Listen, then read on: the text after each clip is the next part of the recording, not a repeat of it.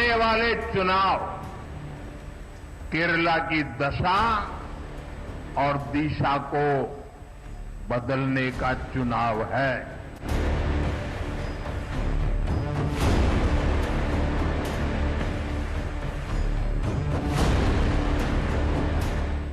ये बयान इशारा है कि पीएम मोदी अब नितिन नवीन की ताजपोशी के साथ ही मिशन साउथ को फतह करने में जुट गए हैं।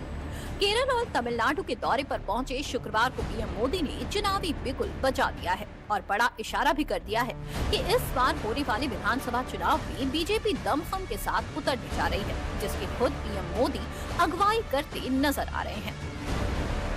जब केरला के फ्यूचर की बात आती है तो आपने अब तक दो पक्ष ही देखे हैं। एक तरफ एलडीएफ और दूसरी तरफ यूडीएफ, और इन दोनों ने बारी बारी से केरला को तबाह किया है। तीसरा पक्ष भी है, वो पक्ष डेवलपमेंट का है, गुड गवर्नेंस का है, बीजेपी एनडीए का है। एलडीएफ और यूडीएफ के लोगों ने केरला को करप्शन, कुशासन और अपीजमेंट की खतरनाक राजनीति में झोंक दिया। हालांकि बीजेपी के लिए दोनों ही राज्यों की सियासी जमीन पथरीली मानी जाती है। ऐसे में पीएम मोदी केरल जैसे राज्य को विकास की सौगात से नवाजकर बीजेपी के लिए उपजाऊ बनाने की कवायद कर रहे हैं। आज मुझे यहाँ एक नई ऊर्जा दिख रही है। आज मुझे यहाँ एक नई होप दिख रही है। आपका ये जोश, ये विश्वास दिलाता है कि अब केरला में परिवर्तन होकर रहेगा।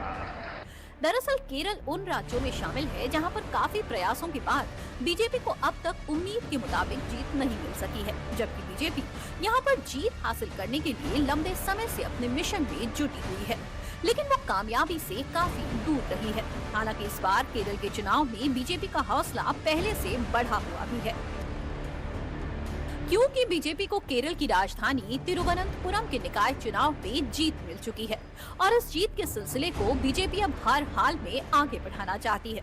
खुद पीएम मोदी भी पार्टी की इस कवायद में शामिल हो चुके हैं। पीएम मोदी ने एक रोड शो करने के साथ ही कई विकास परियोजनाओं की सौगात भी दी।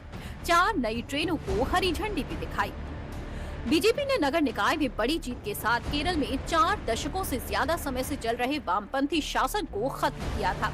लिहाजा बीजेपी इस कवायद को जारी रखने के लिए काम पर लग चुकी है।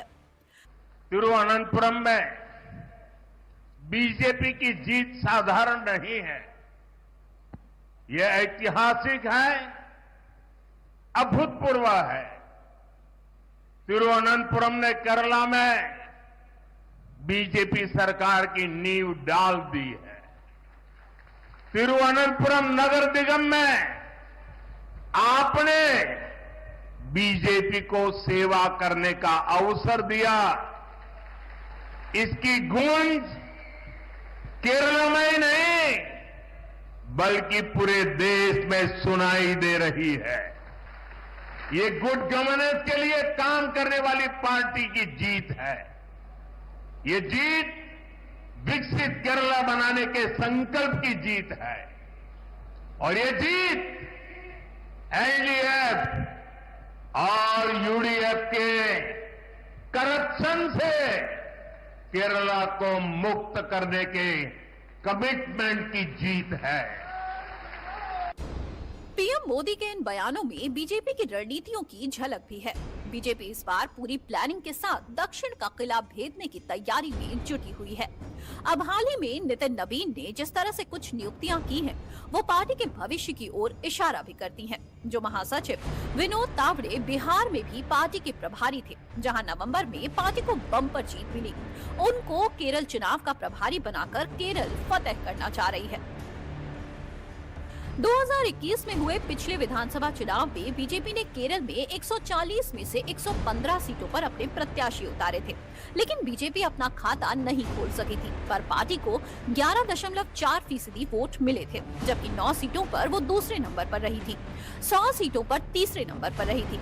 इससे पहले 2016 के चुनाव में भी बीजेपी का प्रदर्शन कुछ खास नहीं रहा था। हालांकि 2016 में बीजेपी खाता खोलने में कामयाब रही थी। एक सीट पर उसे जीत मिली तो 7 सीटों पर दूसरे नंबर पर रही थी, जबकि 88 सीटों पर पार्टी तीसरे स्थान पर रही थी। हालांकि ये आंकड़े अब अतीत हो चुके हैं और पीएम मोदी भी ये जानते हैं। इसलिए केरल में पीएम मोदी ने एक ऐसा किस्सा सुनाया जो गुजरात से ताल्लुक रखता है, लेकिन इसका सियासी मैसेज बहुत गहरा है। 1987 के पहले गुजरात में बीजेपी एक हाशिए की पार्टी थी, अखबार में 2 लाइन भी नहीं छपती थी। 87 में पहली बार भाजपा ने अहमदाबाद म्युनिसिपल कॉरपोरेशन में विजय प्राप्त की, जैसे आज आपने तिरुवनंतपुरम में विजय प्राप्त की है। और वहीं से गुजरात में जो सिलसिला चला, लोगों ने हमारे काम को देखा, हमारे आचरण को परखा, और उसका परिणाम है कि आज पिछले कई दशकों से वहां की जनता ने हमें सेवा का मौका दिया था। शुरुआत एक शहर से हुई थी, केरल में भी शुरुआत एक शहर से हुई है, और इसलिए मैं कहता हूं अब केरल भारतीय जनता पार्टी पर अभूतपूर्व विश्वास करके हमारे साथ जुड़ चुका है। केरल के बाद पीएम मोदी तमिलनाडु भी पहुंचे। यहाँ एनडीए पिछली बार की तुलना में ज्यादा मजबूत दिख रही है। अभी हाल ही में एएमएमके के प्रमुख टीटीवी दिनाकरण अब एनडीए की तरफ आ गए हैं। जाहिर है इससे गठबंधन का जनाधार मजबूत हुआ है। ये जो विशाल जनसागर है, इसका एक बहुत स्ट्रांग मैसेज पूरे तमिलनाडु में जा रहा है, पूरे देश में जा रहा है। मैसेज ये कि तमिलनाडु अब चेंज के लिए तैयार है। तमिलनाडु अब डीएमके के कुशासन से मुक्ति चाहता है। तमिलनाडु अब बीजेपी एनडीए की सरकार चाहता है। कुल मिलाकर बीजेपी का मकसद साफ है कि इस बार दक्षिण में इन चुनावों से मजबूत वापसी करनी है। हालांकि अभी तो शुरुआत ही है, इसलिए पीएम मोदी के कई और ऐसे दौरे दक्षिण भारत में देखने को मिलेंगे।